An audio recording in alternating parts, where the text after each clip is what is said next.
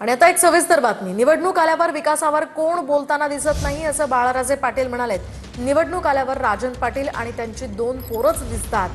मोहोळचे माजी आमदार राजन पाटलांचे पुत्र बाळाराजे पाटील यांनी हे वादग्रस्त विधान केलंय। तर बाळाराजेंचं वक्तव्य राजकीय टीका नसून विकृत मानसिकतेचं प्रदर्शन आहे असा पलटवार यावर उमेश पाटलांनी केलाय। बाळाराजेंच्या या वक्तव्यावर उमेश पाटलांनी ही प्रतिक्रिया दिली आहे। आता जिल्हा परिषदेची निवडणूक लागली, त्याला सुद्धा तेच तुमचून आहे, दुसरा मुद्दाच नाही। राजन पाटलाची दोन पोरं आणि अनगर, ह्याच्या पलीकडे दुसरं काहीच मी त्याला परवा सांगून टाकतो। एवढं जर तुम्हाला राजन पाटील आणि राजन पाटलाची पोरं आवडत असतील तर तुमच्या पोराच्या नावापुढे लावून टाका आमची नावं, आमची मंजुरी आहे, त्याला काय अडचण नाही।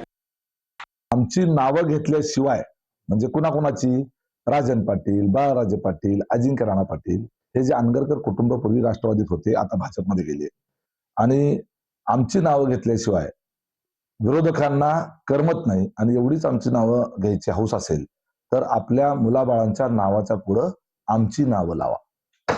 म्हणजे हा महिलेचा अपमान आहे, हा एक प्रकारे माझ्यावर जी केलेली टीका आहे हा माझ्या पत्नीचाही अपमान आहे।